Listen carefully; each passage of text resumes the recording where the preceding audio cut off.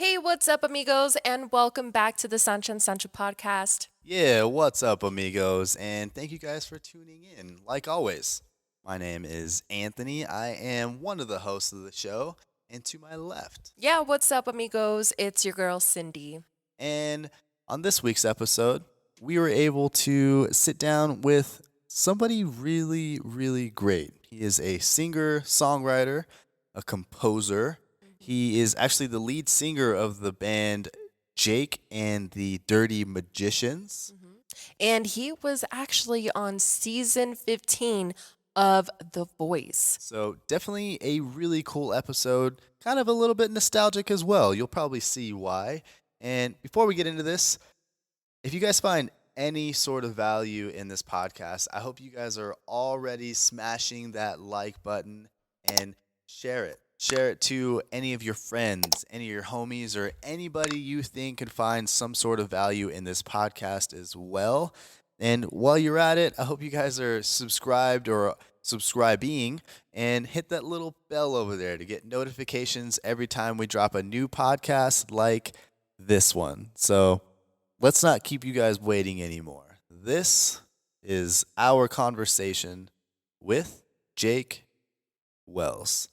And before we forget, one of the best ways that you guys can support this podcast is go check out our sponsors. We're going to leave their links down in the description below. But specifically, we could not do this podcast if it wasn't for Submission Nutrition and also the Farm Brazilian Jiu Jitsu. Legendary Car Care, and the Barber Shop. So definitely take the time to go check out all of our sponsors. And while you're at it, honestly, another really good way that you guys can support this podcast is to go check out our website. So definitely do that for us. It makes a big difference. So let's do it. Let's get into this. And here is our conversation with Jake Wells. So we get out of high school, and there's always like this crazy idea that you're supposed to like fucking know what you're supposed to be doing for the rest of your adult career Right. as you graduate high school, right? I feel like everybody goes in completely different paths. What was your path like after graduating? I think for me, I had it in my mind just based on I don't know why exactly, the people that were around me or teachers or whatever, that I just needed to take out loans and go to school. Right. It's like go to school. And the thing is I knew clearly what I wanted to do. I knew I wanted to be in music. After high school, I thought it was film score composition. I thought I was going to be a composition major and score for film and TV and whatever. Which is still something I'm super interested in, but I can tell that piece is going to be over there on my trajectory. I have shit that I need to do first. Right. But I went into school. I quickly realized that the degree that I was getting wasn't going to afford me a job necessarily that paid for itself. Mm-hmm. And if I left school and was able to land a job that paid for school, it wasn't going to be the schooling that had me land the job. It was going to be my musical talent and my musical abilities. Mm-hmm. And so I realized I'm like, well, I'm just kind of spending money on this thing that I could be doing without spending money and still end up in the same place. Mm-hmm. And I saw the bill after my first year, and I was Oh, like, oh no. shit, think I don't think this is a wise financial decision for myself at all. Yeah. You know? And see, I feel like that's what's so messed up, though, about just, I guess, like society, maybe, because, I feel like you go to high school and then they start implementing, okay, what are you going to do for college?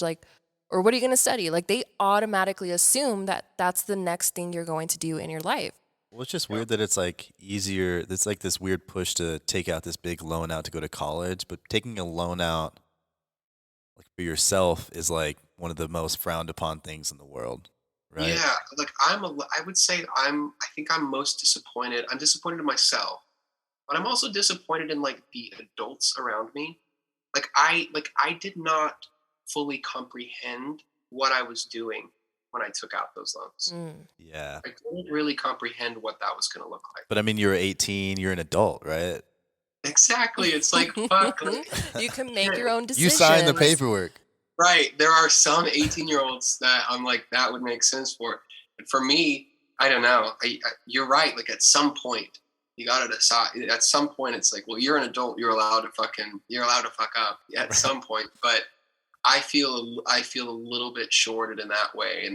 And I wish that somebody would have more seriously been like, hey, you don't like, this isn't necessarily the thing that has to be done here. Right. And consider what your life might look like if you don't land a badass job and you're working at Buffalo Wild Wings trying to pay rent and pay for your student loans and like create a life for yourself. Like, you know, like what ended up happening was just like, I ended up being in this place of like just this hole of like just shitty work, uninspired nothingness, just working for the fucking man, getting off work, getting a drink, going, hanging out with my friends, partying, doing whatever, going back to work, trying to pay rent, being stressed out about money. And it's like, fuck that whole thing, you know? And so, yeah, so I went hitchhiking.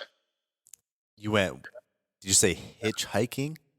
Yeah, I went hitchhiking after that. Like I moved out of, like, after school, I moved to Fort Collins, and I was in Fort Collins and I managed the King Supers. I managed the deli at King Supers in Fort Collins. Yeah. And I did that for a while and was just like, it was so dumb. Like just working. And then like, it was like, there was no passion in my life. Right. Yeah. I realized I'm like, okay, this doesn't work for me. Like this does not work for me. And so I gave away, like, I donated and gave away like 70% of all my shit and then put some shit in storage, got a guitar, and brought my dog and me and my brother in a big bag. Me and my brother went hitchhiking. And we hitchhiked from Fort Collins to the top northwest corner of Washington and then all the way down to 101, like all the way down into SoCal and then back up through Nevada. What? Oh my gosh. And how was that experience like? I mean, it was incredible. It was definitely eye-opening. I don't think I'll be doing it again. But it was the appropriate thing for me to do, I think. The timing, right? Mm-hmm. Yeah. Oh my God. Yeah. Dude, that's pretty fucking wild. It was definitely wild. And in a lot of ways, that hitchhiking, that trip was the trip that kind of gave me my voice back, you know? Up until that point, I was like I knew that I was into music, but I hadn't really been doing anything passionately after I left school. It was like, I don't have an outlet for music really. I'm just working and buying expensive cheese and then going back to work. It's like, what the fuck? Yeah. Honestly, cheese is pretty fucking expensive, by the way. That was one of my like biggest slaps in the face as an adult was how expensive. Right. Or like when you realize how insanely expensive like eating cereal like every day, twice a day is. You're like, milk is fucking. I'm like, oh, trust me, we still have that struggle till this day. I go hard on the milk. Yeah, dude. Drinks a glass of milk every single night, I swear. Hey. Really? That's awesome. Hey, it could be something. Hey, it could be something worse. God, throw me in. Hey. That's milk is fucking great, man. Own that. Hey, I love it. Do you put chocolate in milk? Yeah, absolutely. Dude, you're a psycho if you just drink plain. I mean, that is milk. kind of weird, though. Yeah, I will agree. If you just drink something plain is milk wrong with you every night, that is kind of weird. Yeah.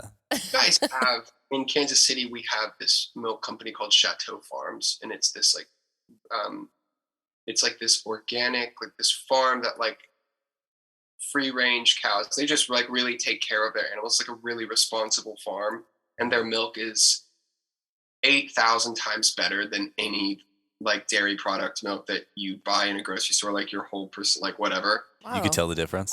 Like that in Colorado, like any like badass like dairy farms that are doing really great. You know what? I thought of myself as a milk connoisseur until you just said that statement. Now I want Yeah, you Now I feel bro, like you I should need to go see to if I can certain. taste the I difference. bet, I bet that there's some cool things out there. I just remember being like, okay, like this whole mindset of like sell my time to somebody to make enough money to just buy little things that I want and be stressed out just wasn't working. And so when I went Mhm. hitchhiking, like that's really where I found my voice, because up until that point, I just wasn't expressing myself like inside of any kind of passion. And when I went hitchhiking, I brought a guitar to busk and just play music in the city so that I could have some sort of form of income. Mm. Dude, that's the most epic statement ever right there. Seriously, that's like straight yeah, hustle, but That's pretty also following your badass. passion and dream. That's pretty badass. thank you. And so it was in a moment, when I was hitchhiking and I was in this city in California and I was hungry and I needed food and I needed to make money so that I could go to Jimmy John's and get a day old loaf of bread, which was like 51 cents, I believe. Yep. And I, it was in that moment where all of the fear that I had around being heard, singing loud, bothering someone, being like, what if I'm singing and someone doesn't like it? What if someone hears me singing and like makes fun of me or thinks it's weird, or like all of that stuff that you think because when you're singing, it's an incredibly vulnerable thing. It's similar to speaking publicly. It's like you're putting yourself out there in a way that is very transparent because it's not just the words you're saying. It's not just that. It's your physical form creating physical fucking shit that's Hmm. moving through the particles and being communicated in space to other people. Right. And that's you. That's a piece of you. Yeah. And so for a lot of people, I think the idea of singing publicly is really scary. I think for everyone it is. Yeah, it definitely is. With that moment of like being hungry and just being like, I don't give a dusty fuck who I don't care. Like I don't give a shit who hears me. I'm hungry and I'm gonna sing. Mm. And something clicked where I was like, oh, okay, I found my voice. Like I know, like it was a confidence shift. It was like all of a sudden it was like, oh, I'm not doing this. I'm not doing this like for you, and I'm not doing this out of fear of you. I'm doing this for myself, like in spite of my fear of what you might think of me. And it's like I think like reconciling that like, okay, I'm not just gonna get rid of the fear that I have that people are going to not like me. I'm Mhm. afraid people are not going to like me. That's something I'm working on. I'm working on being an asshole. I'm working on people not liking me and that being okay. But letting it be okay that you do prefer people to like you. And you're going to say, no, I've got something bigger. Right. It's, I've just got something bigger. And if I have to choose one or the other, I'm going to choose this thing that I have, Mhm. that's bigger. I absolutely love that because I feel like that actually that is like almost applied towards like really anything else because I feel like in the end of the day, doesn't matter what you do, who you are, or what you want to be. It just comes down to yourself because you're the only one that's actually living your life in the end of the day. You know what I mean? Totally. So I feel like, do you think with that, realizing that do you think that kind of builds that confidence like within yourself and standing behind like what you want to do? Yeah, I think it definitely builds confidence to take away power from the people outside of yourself. Mhm. When the way that you are behaving is sourced and grounded inside of yourself, the reason that you're behaving the way that you behave is grounded and sourced inside of yourself. All of the sudden, confidence is a byproduct because you are there's a certainty that you're walking with. There's a certainty that you're behaving with, and it's not if the reason that I'm behaving is to have you feel a certain way about me, then depending on how you feel, I might think my behavior is good or bad or working or not working or whatever. And then all of a sudden, what do? You get this fucking person that's like constantly like afraid to just fucking be whatever they are. You get this person that's like, they're insecure because they're like, oh, are you like, I'm, and you see that person, and part of you probably pities them. The other part of you is like, I can relate to that. There's a part of you that's like, oh, you're not like, I don't like whatever experience you have, like, whatever experience you have of that person, I think the opposite is a really comforting person to be around, because you can trust that who they are, they're not bullshitting you. They're not doing what they're doing because they need something from you. They're doing what they're doing for themselves. And then all of a sudden, you can trust that. If you know that somebody's doing something for them, you can fucking trust that. Yeah. Exactly. You can feel it. Yeah.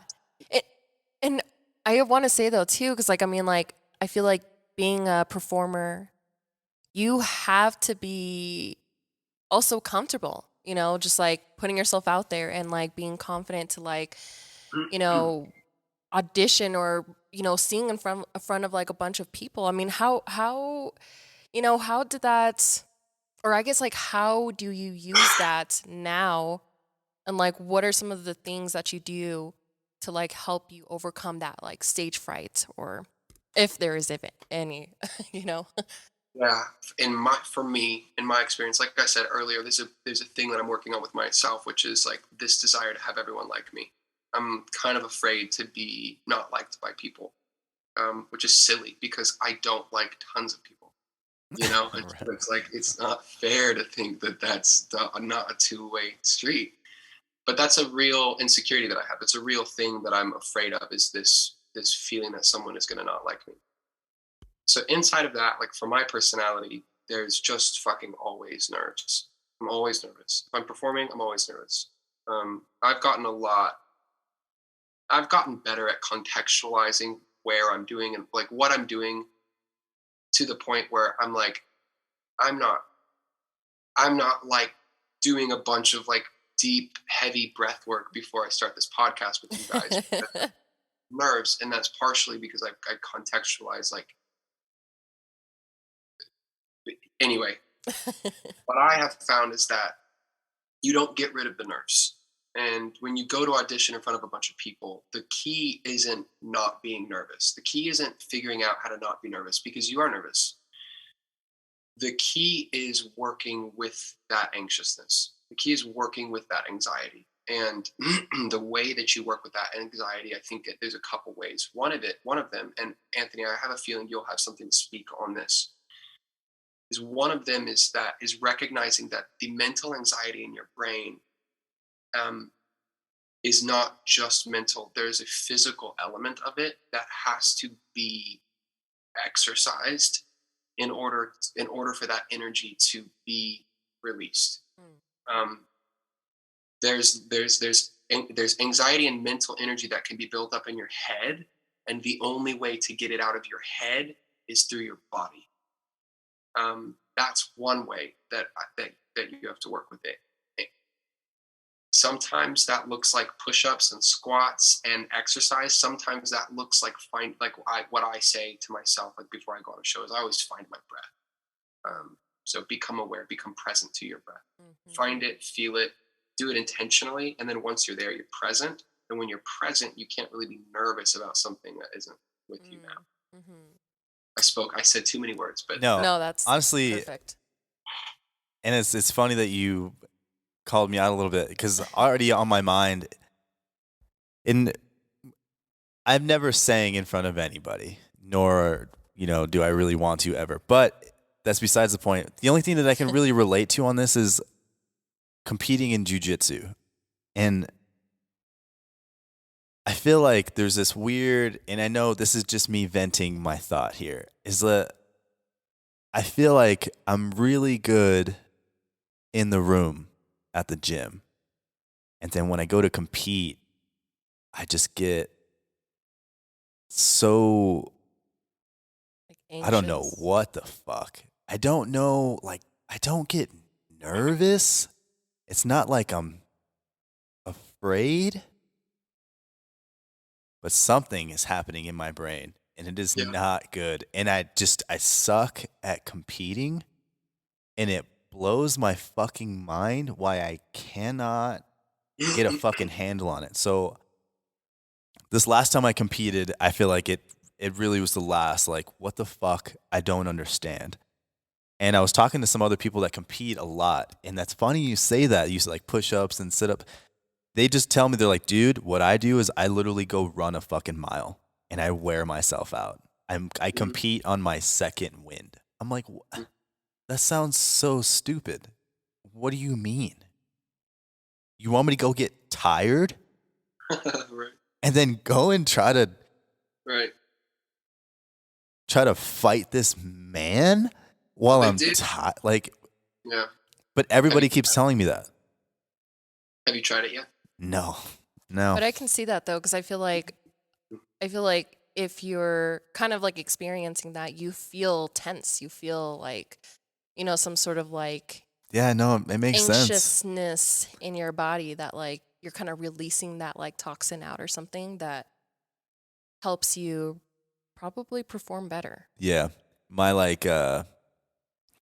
think my stubbornness on the inside is a little frustrated that you said that, because it's got to be fucking true, man. It's got to be fucking true. It's just me. It's me. I think it is. Yeah, I think it is true. I think I think like someone far smarter than me could probably break it down on like a biological level. I think there are people that could break it down on, Right. on a mental level. But I think the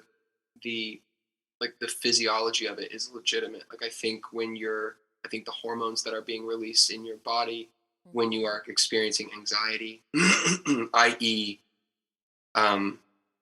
adrenaline or whatever it might be, or different hormones, like those are going to have a physical effect. And I think that's how I've kind of dealt with it. And also, Cindy, I mean, on your point, it's like I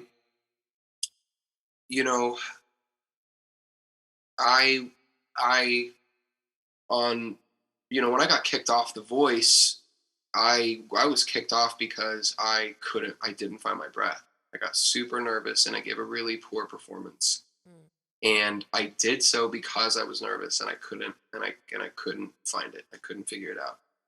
And so there's part of me that's like, yeah, I have experience of like working through it and working with it in a really powerful and cool way. And I have the experience of feeling like I kind of fucked it up and feeling like I wasn't able to gather myself when the rubber hit the road type thing. Like I didn't like step up, And so like, for me, I have the experience of being like, okay, I definitely have gotten better at this. And I'm no fucking, like, I'm not the fucking guy, No. No, I feel like actually that's really interesting that you did bring that up though, because I mean, I want to know, first of all, like how did you happen to get on The Voice? Like, how was that whole entire experience? Like, what were you doing? Where were you at? Tell me all. Well, I was in Kansas City, and I wrote this when I moved to Kansas City in 2016. I wrote this song called "Roll Like Thunder," and "Roll Like Thunder" had just immediate sort of traction on the internet, and just connected with a lot of people, and yoga playlists and meditation stuff, and whatever. That's what it was coming up on? Yeah, a lot of yoga playlists, a lot of like meditation stuff. Like it was very, yeah. Wow. Yeah, very, I very would much not have pictured that. like dancing and yoga was big. Yeah. Oh, okay. And I think it just connected to a lot of people that enjoyed, heartfelt music or whatever. And so because of that, I got traction. And because I got traction on the song, this company reached out to me called Balcony TV. Balcony TV is this organization that does a series of videos of like rooftops of big cities around the world.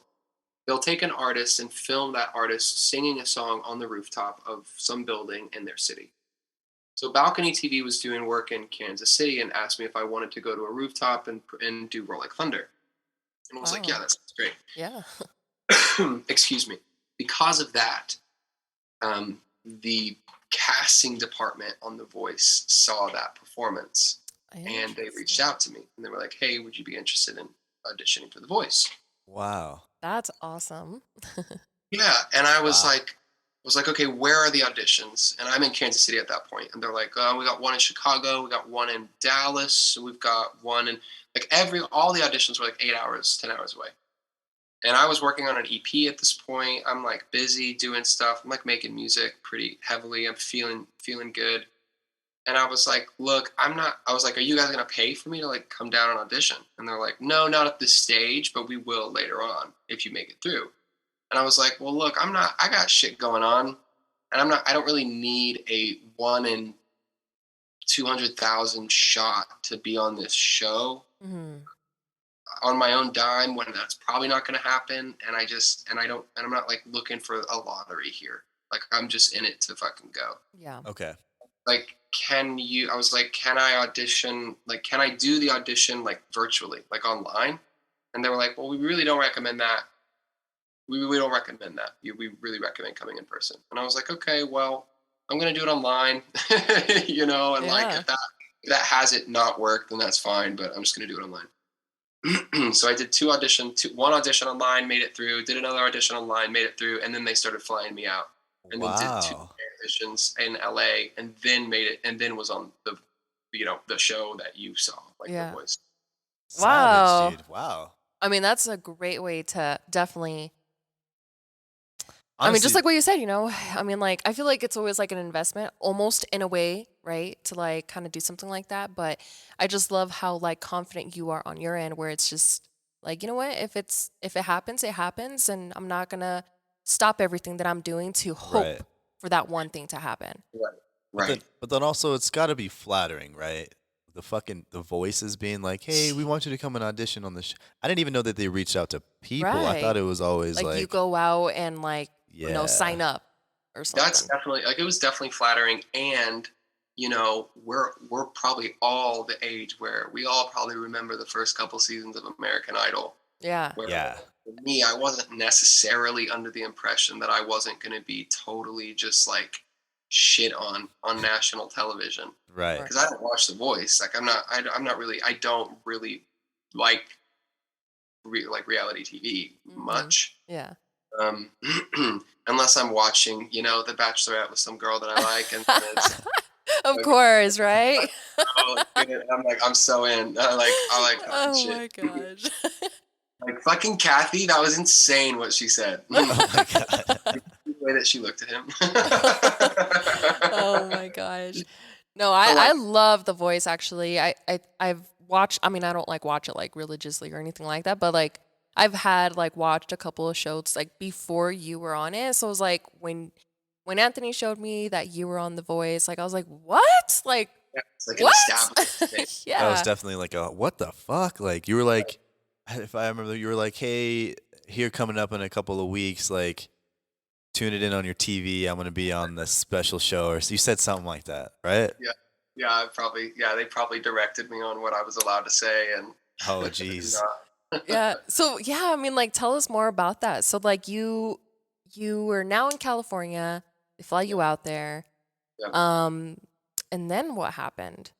So once you go out there, once you go to California, you go initially for the blind auditions. You go like a month before filming.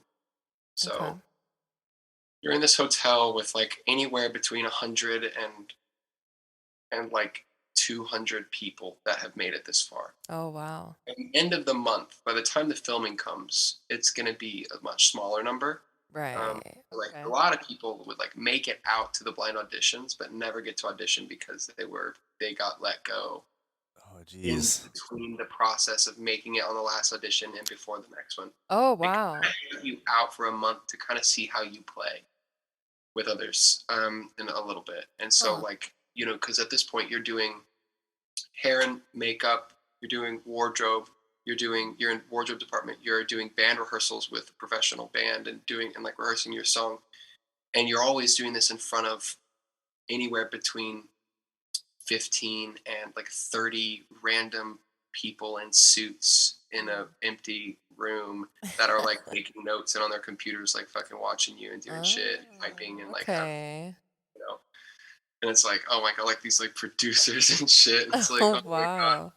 So a lot of people, a good amount of people, get let go of and get sent home before they even, get into the blind audition. Hmm. So then a month goes by, you're cooped up, you're like, like antsy, like tensions are so high. You go out into the hotel lobby and there's like random people singing, fucking doing crazy Oh my shit, like God. just all the time. So it's like Like, what I just like remember is fucking when I calm was down.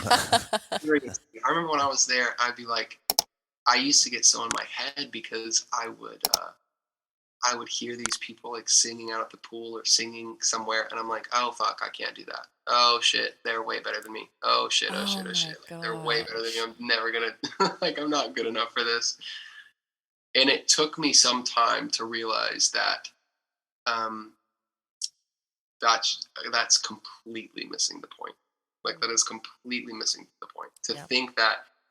To think that like your voice is more or less valuable because you can't do a particular skill or something with it. It's just like that's not the fucking point. You've got Yeah. what you have is magical and it is fucking magic, and it's like owning that and letting it be what it is and letting it be genuine.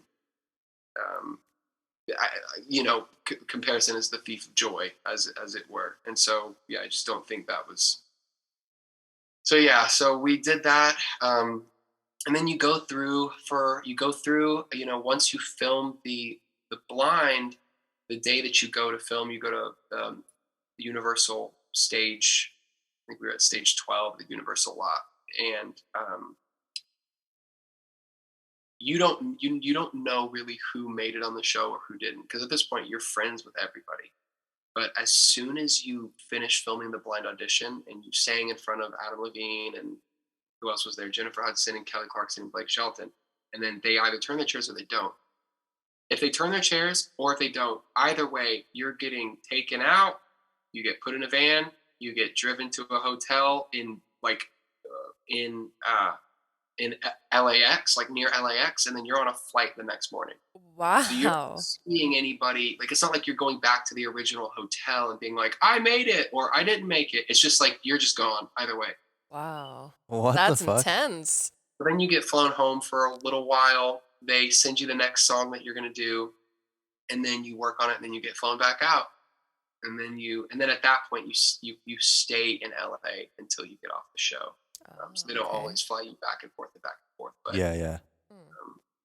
Wow, dude. it was a crazy experience, and I think one of the most wild things was seeing just that level of production, like seeing Mhm. that level of like the amount of money and the amount of production that Yeah. goes into making a Like how it all network. works. Like Yeah. that's insane. Dude, it's Yeah. got to be mind blowing. Well, it's network television. Yeah. And it's like, I'm sure it's like super Hollywood. I mean, Yeah, you know, definitely, and, definitely. and see, like, okay, so like, wow, that's really interesting. So, okay, so you got flown out there, you started competing. The first time you went on stage, I mean, like, were you nervous? Like, what was like going on through your mind? Um, well, the first time I went on stage, you mean like for the blind audition, like the actual blind? Yeah, the actual, were they like, they are gonna get ready to turn around, right? That audition. I was incredibly nervous, yes, and you got to realize like by the time I've gone on the stage, by the time I'm walking up to the stage, I've been up and working and filming and being told by producers to say things and do things and look this way and then going to hair and then going to makeup and then getting retouched and then someone's touched like doing this and all this stuff for like 13 hours. Wow. And then at that point, like you're just sitting there, like your mind is just pulsing with fucking like just anxiety and crazy shit. And then you get taken to this room behind the stage and you hear the person, Carson Daly, I think it is, that does the voice. Mm. You hear him distantly with a microphone working on the crowd, like getting the crowd amped up and being like telling them to laugh, telling them to scream, telling them to go, oh, like all this, and they're like syncing all the crowd up so that they can do signs and signals and have the crowd behave a certain way. You're hearing Wow. all of this. Some producer looks over you and yells, like 60 seconds. And there's huge Oh, doors in front of you, Jesus and there are Christ. cameras all around you, like facing you, and the room is dark, and you're sitting there, and you're by yourself. No one else is allowed to be there. There are cameras everywhere, and a producer up there is saying 30 seconds, and you hear hundreds of people behind the doors, and you know there's fucking judges and TV cameras and all this stuff, and then it's 15 seconds, and then it's 10 seconds, Oh, and then all of a gosh. sudden the doors open, and you have to step forward onto the Oh fucking stage, my and you walk gosh. out alone on this massive stage alone. Just, it's like, it's just so vulnerable. It's so like, oh, you're just like nothing. You can't hide there, man. There's nowhere to hide. Like you Like got. all eyes on you. Yeah. I will remember there was a moment. Um, there was a moment when I was walking up to the microphone where I remember thinking to myself, "Oh, I know how to do this." I remember thinking to myself, "Oh, wait, no, I know how to do this." Like as soon as I saw the microphone on the stand, I was like, "Oh, I've done this thousands of times. Like I know how to do this." And you know, and even with that, looking back, it's like if I were to sing that first song today, I would give objectively like a way, way better performance than I did on The Voice because of those nerves, because that was there. Yeah. But I think I think I centered just enough to deliver a performance that merited at least, at least Adam was like, "Hey, you seem interesting here. Like Right. something's interesting about you. Let's keep it up." So Wow, that's so insane. That's like just truly insane to kind of like get that whole like experience behind the scenes and then like sorry, when like you got like chosen, I mean, how did that whole experience work afterwards? I mean, from what it seems like on TV, it seems like, they come in and help you out and stuff like that, right? Coach you. mm, Um, I mean, is that really how it goes down, or is it you're not so much working with the artist itself?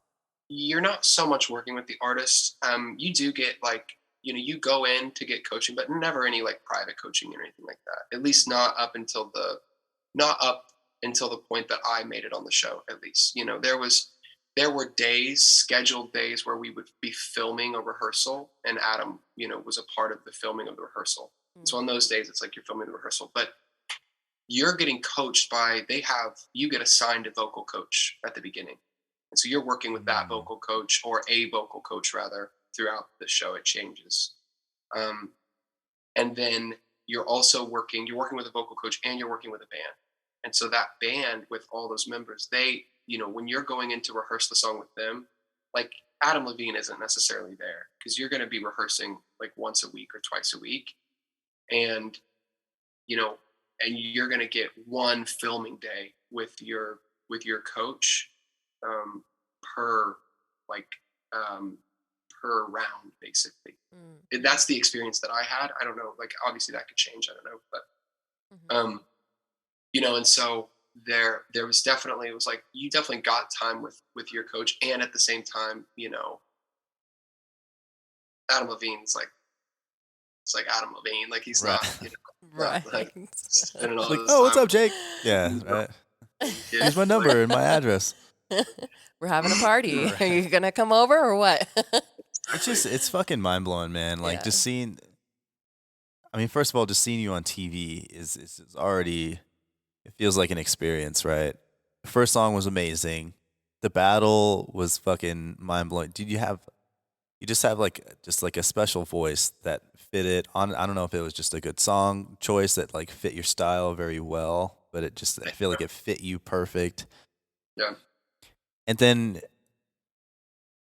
on the last one where you got kicked off, and you even keep bringing it up, you keep talking about like this vulnerability, like Yeah. just like feeling really vulnerable. Yeah. And I think it's funny that you keep bringing that up because you're almost saying it's like I feel so like shy, and it is crazy like putting yourself out there. But on the other end of that, I feel like when you hit it, that's what makes it so fucking special. Yeah. Where do you ever just hear somebody and you like get the chills? Yeah. Where it almost like it feels like you're getting the goosebumps, where you're just Yeah. like, what the fuck? Like absolutely. Like, why does that happen? You know what I mean? Like, kind of just like feel it, you know? Right. Yeah, I definitely feel like, yeah, the vulnerability piece was there. And um yeah, the second song was definitely my favorite. That was one that like I arranged myself. So I kind of arranged it for myself. Okay. So I kind of created that version of time of closing time. And because I created it, I think it like fit me really well. It was And perfect. Natalie, Yeah. Natalie, the person that I went up against, Mhm. we kind of did that. We kind of did that together, but for the most part, I had this idea and was working on it, and then came to her and was like, "Hey, can we do it like this?" And she was like, "I love it." And so we worked it out and did it. Oh, that's Um, awesome. Good job, man. Obviously, the other Yeah. it thing, worked. Right. the other thing is that was the only time where I was on stage, like I felt like I was with someone else. Mm. And so it felt like this camaraderie, which took my nerves totally away. I wasn't nervous. I Right. wasn't really nervous at all for that performance. And Mhm. that was by far the best performance. And That's so amazing. there's a clue in there somewhere. Right. So then what'd you um, say on the last one? You were just nervous. the last one, for whatever reason, I was more nervous. I think I was more nervous for a couple reasons. One is because I decided I wanted to play the piano on the last one. And that was a mistake. Shouldn't have done that. Mm. I should have focused on my voice. Should have just focused on singing. There was no reason to play. I was all concerned about character development in the show. Like I was trying to be a producer of the show. I was like, okay, Jake goes from like folky sort of country thing to like this sort of like badass like rock sort of ballad thing. And then I wanted to move into like Jake as a musician, and I wanted to try to leverage the fact that I was on the show to help my career musically. And I was like, Mhm. part of that, I want to be seen as not just a singer. I want to be seen as like a musician. Yeah. Um, and I should have done that. I should have handled that song way differently in a bunch of different in a bunch of different ways. I should have handled that Mm. differently. But the truth is, I'm not certain that it. Yeah, I mean that doesn't really matter. The person that yeah. So anyway, I feel like the aftermath of that was really tough because I felt like I let everybody down. You know, a lot of which like was myself. Like I felt like I let myself down. But in another way, by that point, it was tough, man, because you got to realize by the time that the first blind audition aired, I had already filmed up until me getting off the show. Gotcha. But Yeah. I wasn't allowed to say that. I wasn't allowed to talk about that. Mm. So And you're already so, like, hey, here, like I already know how this ends. Yeah. right. So, like, while I'm simultaneously being like fucking lit up by all these people and being invited to these radio shows and these TV shows and doing these interviews, and everyone's like, "You're gonna win the show. You got this. You're fucking amazing. We love Oh, Jake Paul's all this what? stuff." Oh. I'm having to interact and respond to that as if I don't know that I totally let everybody down already. Oh my And Fuck. gosh. That's horrible. That's I awful. mean, I that's know. horrible to put it in that perspective, but it was a lot of weight. ah, It was a lot of weight to carry, which I put that on myself. I don't think there's a rule that has to be super heavy, yeah. but it was heavy, and I carried that. Mhm. Yeah. Yeah, No, yeah. that's absolutely amazing though. I mean, is that something that you've like, I don't know, like is that an experience that you've learned from and is like you're now using it in your material now, or like how are you like approaching your music industry or your singing industry like in a different approach than what you were before? That's a great question. Man, that's a great question. I think it's definitely gone through a cycle. It's definitely gone through a lot of different phases. At first, I was pretty like depressed, pretty upset. Didn't know how to like. Didn't know. I felt like I had wasted an opportunity and ruined an opportunity for myself. Mm. Um, and like when my blind audition aired and I was like on TV for the first time in front of like 10 million people in 1 month, I was uh, I was working this catering event at this restaurant. Um, and I was like supposed to be like going around like cleaning up like dishes and shit from people's tables, Uh-huh. and I snuck away to get on my phone and log on to NBC and like see myself on the fucking TV, and I'm so baked into this experience of being like feeling like all of this clout and all of this like, oh, I'm doing it, I'm doing all this cool shit. There was also this like this reality of like, bro, you're like bussing tables in a restaurant right now. Like as much as you want to be like doing a thing, whatever the truth is that you're bussing tables at a restaurant. Like you're not hot shit. Like nothing's like don't overstate it. And it took me a while to like get over this idea that I had that everyone was going to judge me for being not successful enough or something. I thought I wasn't. I thought it was embarrassing that I was working, or I'd be working in a restaurant and someone would be like, yo, are you Jake Wells? Especially right after the show, while the show, like in 2018, while the show was airing, I'd be just like downtown. But like when I was working, it'd be like, are you Jake Wells? Like, oh my God, what the fuck? I'm like, yeah, that's awesome. Can I get that plate out of your way or whatever? And there's this like shame that hit. And now that's like, there's no fucking shame in that whatsoever. And it took me a minute to get that, but there's just like zero shame in it. I think the thing that I implement about it now, the thing that I implement about feeling like I let everyone down, feeling like I didn't give the performance that I wanted to give on the show, was now I really underscore when I show up to a performance. I really underscore for myself how important it is to be present in that. Whatever I'm doing, whatever the thing is, if I'm completely present, I can trust that what I'm going to bring to the table is going to be authentic and genuine. And what is authentic and genuine, I can be proud of.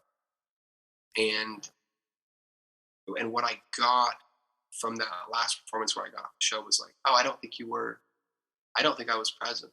I think I was thinking about all this stuff. What is this going to sound like? What's this next note going to sound like? What am I going to do here? Is this going to sound good? All this fucking dialogue, this inner monologue just going.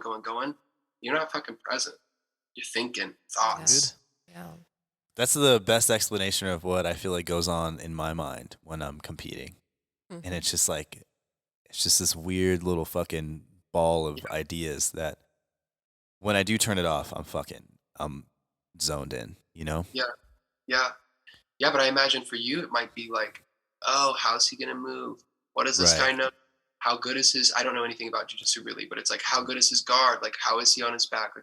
Like, how is he going to handle this? Can I get into this position? Right. Can I make this work? And you're like, and to an extent, you've got to be thinking that. And also, when you're present and you know the language as well as I believe you know the language, yeah, then you're just going to feel what needs to be there. Exactly. Right? Exactly. See, you know more than you're trying to put off. I know it like instinctively, like I get it, but I don't know anything about jiu-jitsu. I don't know. Well, you said guard. That's perfect.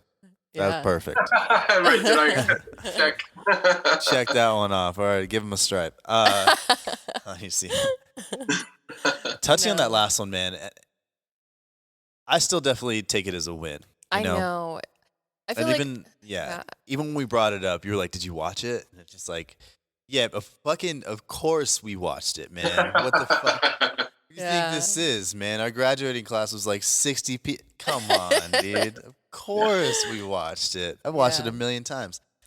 But like that's great, man. Like something about support. I mean, obviously, like I love that shit.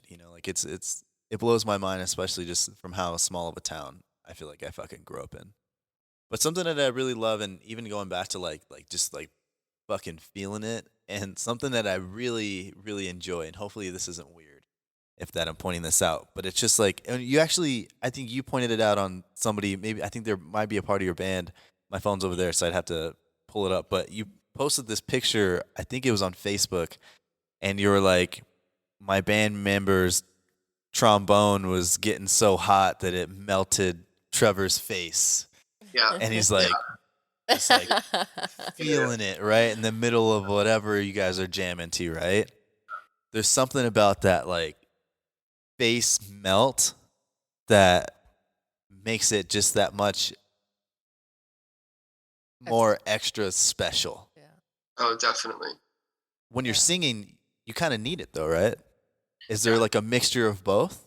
Yeah, definitely. Yeah, you've got to have that. You've got to be, like when you're singing, it's just it's a different instrument, but I think you can access that the same whatever that thing is that you can be present to. Like, it's like you could have someone today learn a badass Jimi Hendrix guitar song. Somebody learns Voodoo Child and they learn the whole thing part for part exactly as it was played. But then, like, we don't even have to fucking think about it to recognize that there's going to be something different, something fucking different. And it's hard to put your finger on because in time and space, it's like, oh, this appears to be the same thing. But there's this element that's like, oh no, the reason Voodoo Child, the reason that the songs sound the way that they sound and make you feel the reason that the guitar feels the way that it feels is more than just the notes in time.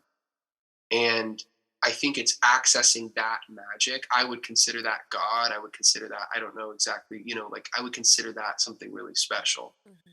I think any instrument can access that. And as a vocalist, you have to access it. But also, this is what I think is more important than accessing it for yourself.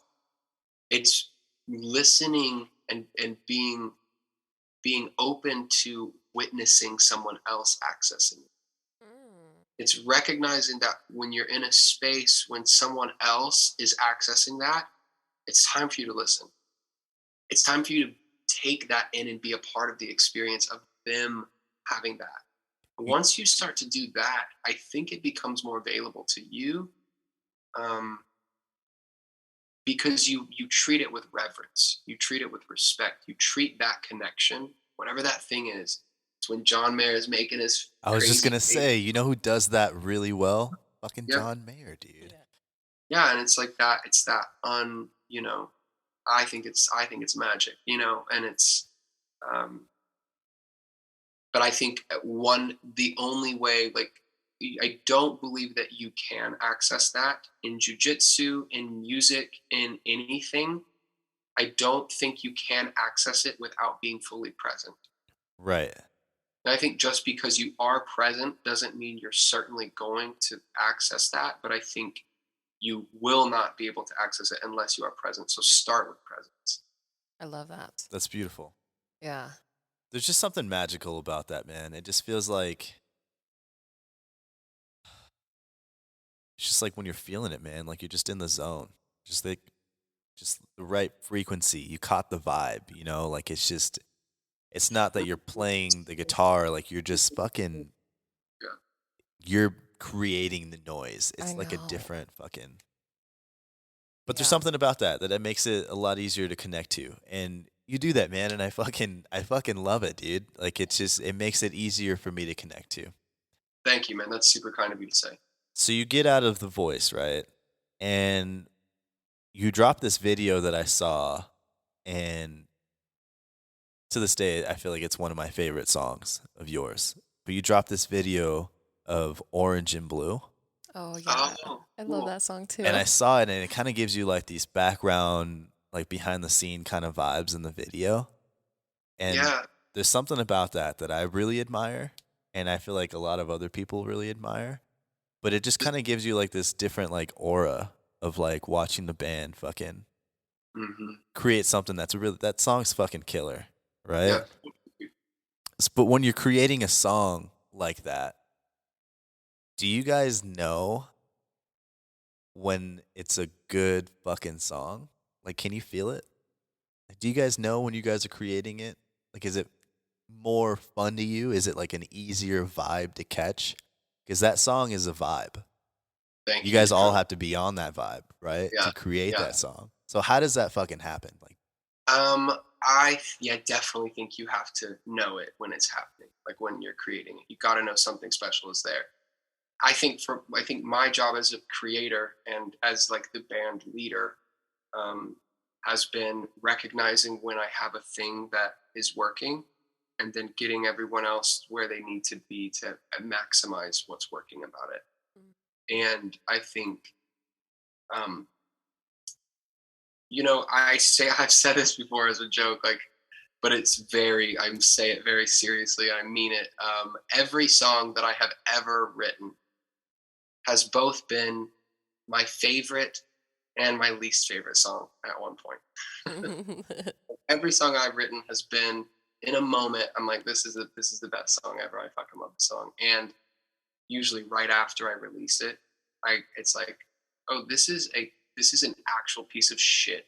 Like, worse than anything that's ever happened. Oh my gosh. And it's funny how that works. So at this point, I usually try to trust the initial vibe. I trust what I was feeling. And when I get too down, when I get too critical of myself, I'm like, hey, Jake, chill out. It's all good. Chill out. This might be valuable to somebody, and it may become valuable to you again, just in a different mood, or something. Right. No, yeah. I feel like it's always so easy just to be like really hard on ourselves and then just be like, no, you know what? This is not good. I mean, because I feel like sometimes we kind of have that same feeling with like podcasts too. It's like, oh man, like, no, this wasn't good or this wasn't good enough. Yep. But then in the end of the day, it's like, well, actually, it was a great podcast or it was so it's like we do have to kind of just remind ourselves in the end of the day that, initially we did like it or we do like it. And then it's like afterwards, I mean, that's just like, just everybody just being kind of like hard on themselves, Yeah, Cindy, that's such a good point. And I was literally going to say that. I was like, you guys know about this because of the podcast. It's like, but the thing is if you waited, we're on episode 26 or 27 right now. Is it 26 or 27? I think we're on. I lost count 27. Here. I think it's did one yesterday. Okay. Yeah. We're on episode 27 right now. If you would have waited for everything to be perfect before you put anything out, I think we would be on episode number 1. Right. See, yeah. Beautiful point. And same with me. Look, if I would have waited until Roll Like Thunder were like perfect by any metric, by any musical standard, I wouldn't have put it out probably ever. But when I did put it out, it wouldn't be the song that it is right now. Mm-hmm. The thing that's special about it is that's not the fucking metric. The metric isn't like, is it perfect? Is it all put together? It's like, is this communicating something relatable in a way that invites people to, like, I don't know, this might be just like too woo-woo or too out there or fucking whatever. But yeah, I think there's another metric in there that's different in terms of that art. And it's like, for me, what I've been practicing is creating and putting it out. Do my best and put it out. I've got a lot of fucking shit up here. There's going to be more stuff to create. There's going to be more things. I have more songs to sing. I've got more piano to play. I've got more shit to create and think of and do. Yeah. So I can't allow myself to be slowed down by one thing, because it's like, just fucking do your best and ship it. Do your best and get it out. And then move on. But it's almost like sometimes it just fucking manifests the right things together and it fucking comes along. And I feel like that happens a lot more than it doesn't. But being stuck in like that analysis paralysis thing where you just don't do it, I feel like is what fucks up a lot of people. I know. Yeah. Well, the tough thing is that there's also like, you also like have so much admiration and respect for the person that has their like magnum opus and it's literally perfect. Right. You have so much respect for, Beethoven's Fifth or the Sistine Chapel ceiling, or like, you have so much respect for these things where you're like, this person didn't stop until it was perfect. Right. But I wonder if Michelangelo would actually say that. I bet Michelangelo would be like, no, I fucked up that fucking hand. I know, right? Literally. It's maybe not, but it's like, I feel that we respect the person that spends so much time getting the one thing right. But I think in the beginning stages, at least. Right. The key is the key is in repetition and going, and getting stuff out. I think, I mean, I don't know, but that's what feels right to me. Yeah. Yeah. No, absolutely. Speaking about what feels right, I feel like that's the best segue. What do you consider yourself a poet? Good question. No, I don't think so. Okay. You just I think classify yourself as a songwriter? Yeah, I think I can be poetic, but I would say maybe a songwriter would be fair. I don't think, yeah, songwriter would be fair. So then where do some of these analogies come from? In the songs, you mean? Yeah. Yeah, I mean, I definitely think I can be poetic and try to be like, to an extent, like, poetic in my music. But the analogies oftentimes come from, usually what will happen is I'll be in a particular I'll have a particular feeling. I'll be in a particular mood. It feels kind of odd, and I'm trying to maybe process through something. Maybe a lot of times my songs are inspired by, like, meaningful happenings inside of relationships, and so on. And so, oftentimes there will be this emotional experience that I'm having, and I'll go into myself and go into the emotional experience and think to myself, okay, what does this place look like? What does it feel like? How big is it? Where am I? What's happening? What does it feel like? And then through that, and through just a little bit of, like, creativity and putting myself in a couple, like, linguistic boxes, and just being like, okay, describe this through language in a way that can work. Wow. And then all of a sudden, you get these interesting, you get some interesting lines that come out of that. And you have some good Wow. ones, man. So Yeah. I Thanks for definitely, yeah, keep it up, man. There's some really, I don't want to get into too much detail, but there's some really good ones. Like the that. Make Me Feel Like a Cigarette, that one, I like that one. The Salt and Yeah, Water, I don't know yeah. why it's so damn catchy. Salt and water. Yeah. Yeah, I So like that fucking one catchy. too. And then I know that you just released, actually, I think, was it just like a single, Goodbye? Goodbyes is an EP. Yeah. Oh, Nice. Yeah. right. So that was 6 songs. Oh, Yeah. okay. Nice. Um, and yeah, I'm excited about it. It gets kind of sad in there, but those were important for me to do and get out, and then it's right on to the next. I have, like, Yeah. 2 more EPs coming out, and, Oh, like, other geez. singles and other Ooh, stuff like this. I'm working a lot, so that's Well, that's fucking amazing. We amazing. can't wait. I mean, we definitely want to, like, see you keep growing. And I'm just, like, I'm just really excited to see, like, how your future is going to be unfolding. I got like I got that's mutual. 2 more questions for you, and we'll get out of Yeah. here. Here's one. Go back in time, maybe to the Jake in high school, or you could even go forward in time and give yourself some 50-year-old Jake some advice, but give yourself some advice that you think could come in handy that's really specific to you. I'll go back in time. Back in time makes a little more sense, I think. I imagine 50-year-old Jake would be like, "Hey, 26-year-old Jake, Doesn't know what the fuck he's I talking about. thought that. Thank you, but Good try. saying, yeah, good try. That's exactly right. What I would tell to Here's what I would tell to high school Jake. Be cautious of the stories that you create about yourself, and be cautious of the promises that you make for yourself, because yeah, be aware that the promises that you make and the promises that you make to yourself have consequences.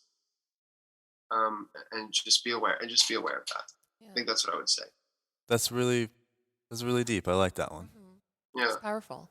And my last Yeah. question is, and this is a really deep question, is why do you think we're here? What do you think our purpose is? I think that each individual is, I like to picture it like a tree. And each individual is one point on a tree that's reaching out into a new place, a new piece of space that's never been experienced, or never been witnessed, or never been felt or been before.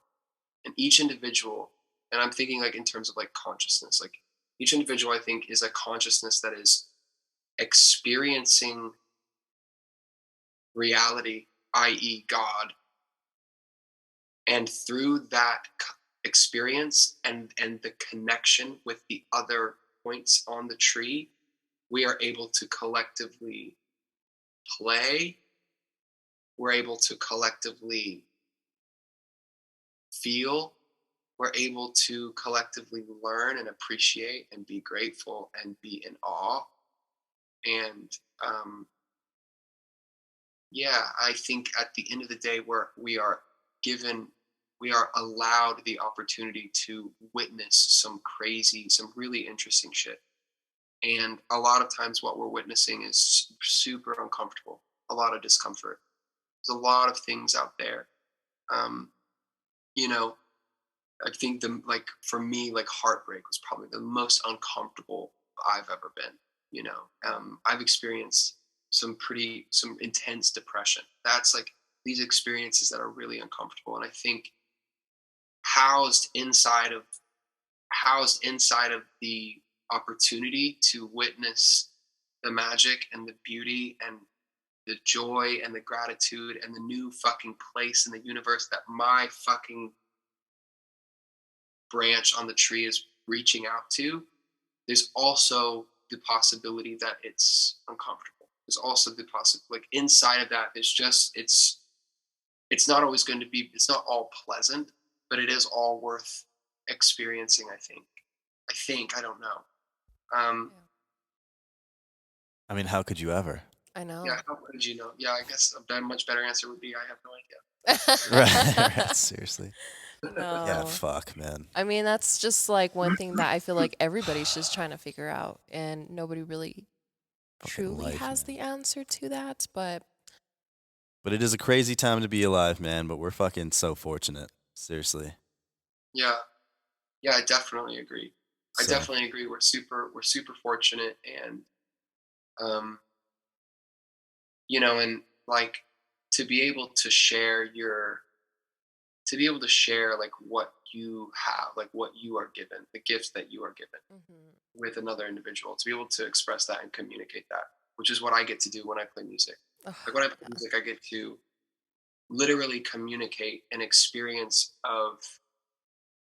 to someone that was given to me. It was a gift that I have that I feel very grateful for. yes. And when I play and when I sing, to the person that's paying attention and to the person that's open, they're invited to have that experience as well. Yeah. And a really cool gift. That's like that's something that we can honor. That's something that we can be really grateful for. And I think everyone has the opportunity to do that inside of who they are. And it's not just like, do you know what you're passionate about? Do you know what you're going to do? Do you know what you're good at? Do you know what you love? It's not that. It's like who you are, and sharing who you are. Yes. Is an opportunity for that. Yes. And those that are open, they will love. They want, like we want that. Yep. So I think that's really fucking cool. Yeah. Absolutely. Yeah, and I think like just like having that voice, just in general, just having a voice to be able to share that experience, like what you're saying. That's amazing. It's fucking beautiful, man, and that's exactly what you're doing. And I think even as so much as like just seeing your fucking picture on Apple Music is honestly this one of the most inspiring things ever, man. So I hope it never ends for you. Seriously. Thank you. I will forever be watching you from the sidelines. So don't forget the little people. Dude, what I was gonna say, same. So it goes like it comes right back to you. So seriously. So Dang. I definitely appreciate everything that you're doing, man. It's really fun watching, and I really admire it. So, bro, as soon as I get out to Colorado on tour, dude, seriously, like like Anthony, Cindy. Yeah, Let's yeah. like, go. Like, Yes. Seriously, we'll be Oh. watching. So Yeah. if you announce something, we'll Make it fucking be happen. there. I Seriously. know. Yeah. So we're excited. I want to see you. Yeah. Guys, thank you so much for having me on. Thank Yeah, you for giving us the you. time. It's a It was- late one, so we. I know. Yeah. Thank you so Oh, wow. much for giving Yeah. us your I don't know time. what time is it. I don't know. Holy shit. Yeah, 9. I think it's like what 10 around your time. Yeah, that's okay. That's bullshit. Well, thank you again. It was such it was lovely meeting you and actually officially meeting you. And to be fair, to bro, know you you. look relatively exactly the same. I'm gonna take that as a huge compliment because You know what? Yeah. You should take it and run. honestly, bro, so do you. Let's be straight. Let's be honest. I believe you. Time flies, but yeah. Yeah, it's okay. We'll take that. I'd rather look the same. So Oh, keep yeah. that baby face. So fuck yeah, man. All right. I guess we'll get out of here. So definitely keep in touch, man. Don't be shy. We'll be stalking you. Not in See a ya. weird way. I know, right? I'm like, let's make that clear. No. All right. Well, thank you so much, Jake. Yeah, Thank have a good night, man. And thank you again. Seriously. Yeah, This is thank awesome. you. See ya. All right. Bye.